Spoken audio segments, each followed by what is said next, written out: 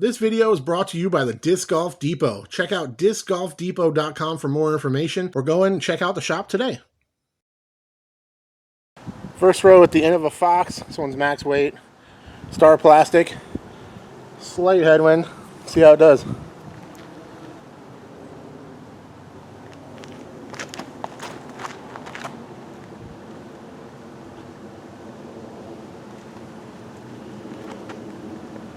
Bit low.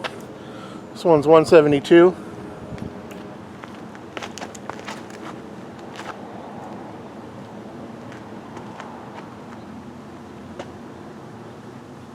Oh yeah, it gets out there. Hey, what's up everybody? Welcome back to the channel. Welcome to my review of the Innova Star Fox. F-O-X.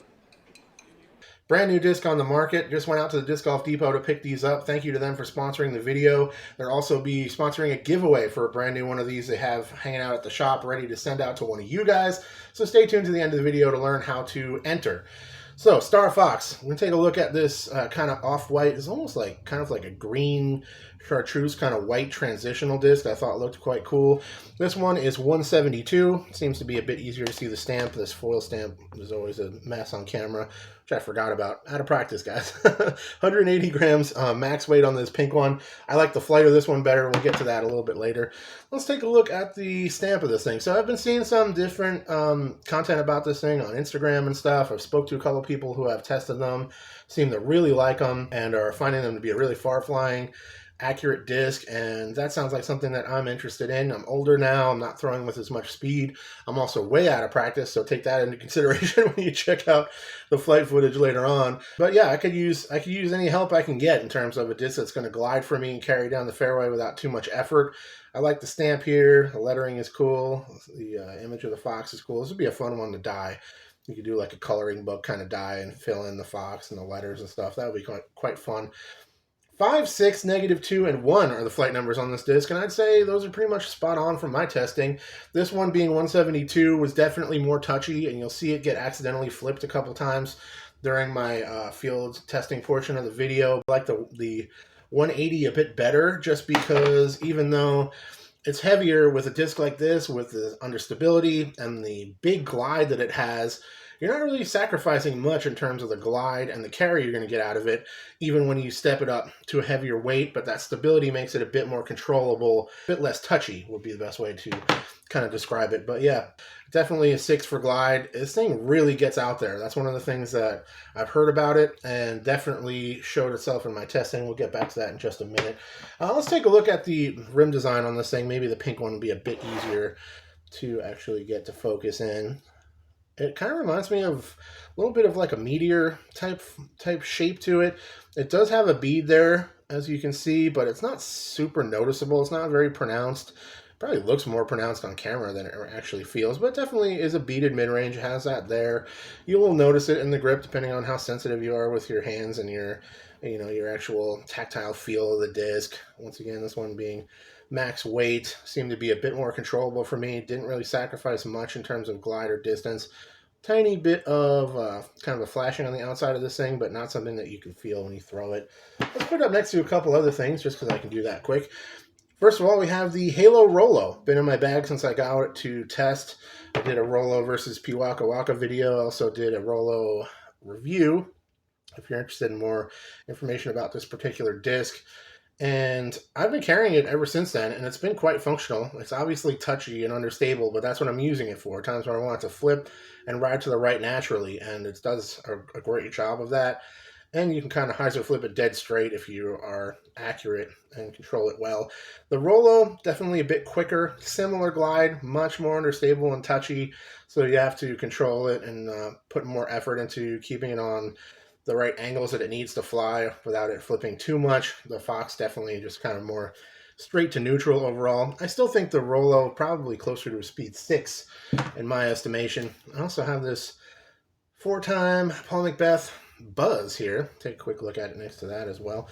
I did check out the new Discraft Melita while I was in the shop, and it looked very similar to the Fox in terms of design, and seems to be pretty similar in terms of the way it flies as well.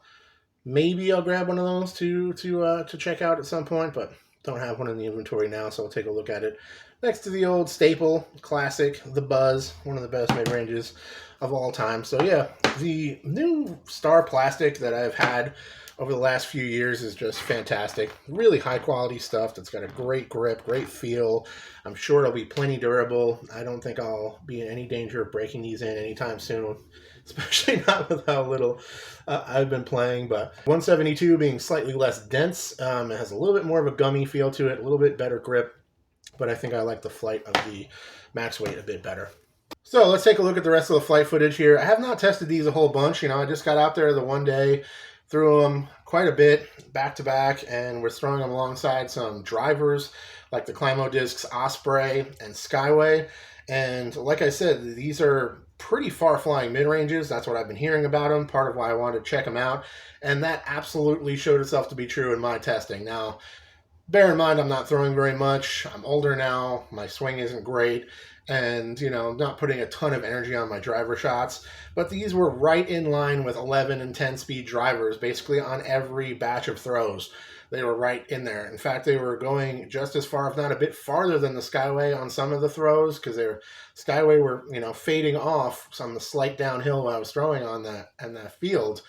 And these would just kind of keep pushing forward with that little bit of like straight kind of forward penetrating fade that was really nice on these. So very easy to keep them on that line. The white one, again, being lighter weight, I accidentally flipped a couple of times, so it is a bit touchier in those lighter weights. So if you want something that is still glidey, neutral, and quite straight flying, gets out there with quite a bit of distance for its speed, I would say the heavier ones are a bit better for that. And if you have lower arm speed than me, or if you want one that is going to be naturally more understable to flip hold turnovers easier, then go with a little bit lighter weight. But that's just these two individuals, so I'm not exactly sure. All in all, I really enjoyed the disc. I found it to be quite neutral and straight flyer overall. I didn't try to throw it on like hyzers and stuff. That's not what I would use these for. I'm pretty much using these for a straight line shot or something that's going to move soft to the right.